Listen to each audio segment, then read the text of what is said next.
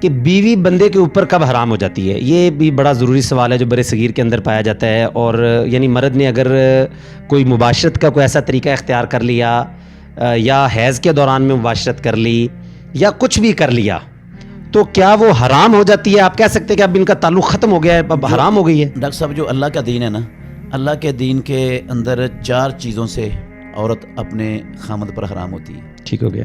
5ویں چیز قرآن مجید میں اور پیارے پیغمبر کی سنت میں کوئی نہیں ہے. ٹھیک ہو گیا. ان 4 چیزوں میں سے ایک ہے طلاق. ٹھیک ہو گیا. خامد نے طلاق دے دی اور عورت کی عدت پوری ہو گئی. ٹھیک ہو گیا. طلاق کی عدت کے اندر رجوع نہیں ہوا, جب عدت مکمل ہو گئی تو وہ عورت اس پر حرام ہو گئی. ٹھیک ہو گیا. نمبر 2 ہے خلا. عورت فیملی کورٹ جا کر خلا کر لیتی ہے. ٹھیک ہو گیا. جب خلے کی ڈگری جاری ہو جائے گی نکاح ان کا ختم ہے اور وہ اس پر حرام ہو گئی. تیسری چیز ہے لیان. ٹھیک ہے. لیان کا مطلب یہ ہوتا ہے کہ خامد نے اپنی بیوی پر بدکاری کی تہمت لگائی ہے لیکن اس کے پاس 4 گواہ نہیں ہے, تو ایسی صورت میں لیان ہوتا ہے 5 قسمیں خامد اٹھاتا ہے. ٹھیک ہے. اور 5 قسمیں عورت اٹھاتی ہے. 4 قسمیں خامد اس طرح اٹھاتا ہے کہ میں اللہ کی قسم اٹھا کے کہتا ہوں کہ میں سچا ہوں اور یہ جھوٹی ہے, اور 5ویں قسم اٹھا کر کہتا ہے کہ اگر میں جھوٹا ہوں اور یہ سچی ہو مجھ پر اللہ کا غضب اور اللہ کی لعنت نازل ہو. ٹھیک ہو گیا. پھر اسی طرح عورت 5 قسمیں اٹھاتی ہے, تو جب یہ قسمیں دونوں کی پوری ہو جاتی ہیں نا اس کو لیان کہتے ہیں. ٹھیک ہو گیا. پھر وہ ہمیشہ کے لیے ایک دوسرے پر حرام ہو جاتے ہیں. نہیں یہ سمجھ لگی مطلب دونوں کی قسمیں پوری ہونے سے کیا مراد ہے؟ 5 قسمیں اس نے اٹھا لی, 5 قسمیں اس نے اٹھا. ٹھیک ہو گیا. اس کے بعد ان کا رشتہ ختم. یعنی اب وہ بدکاری بشک تھی یا نہیں تھی, رشتہ ختم ہو گیا. رشتہ ختم ہو گیا, یعنی وہ ہمیشہ کے لیے حرام ہو گئی, رجوع نہیں ہو سکتا. رجوع نہیں ہو سکتا. ٹھیک ہے. اور کچھ بھی نہیں ہو سکتا. چوتھی صورت, آخری صورت ہے کہ زوجین میں سے دونوں میں سے کوئی ایک مرتد ہو جائے. ٹھیک ہو گیا. تو پھر وہ ایک دوسرے پر کیا ہو جاتے ہیں؟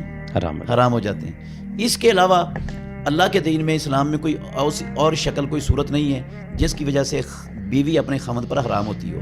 رہا حیض کی حالت میں بیوی سے مباشرت کرنا یا قوم لوط والا عمل کرنا اپنی بیوی سے, یہ کبیرہ گناہ ضرور ہے, سنگین جرم ہے, کبیرہ گناہ ہے, حرام ہے اسلام کے اندر, لیکن اس سے بندہ دائرہ اسلام سے خارج نہیں ہوتا, مرتد نہیں ہوتا.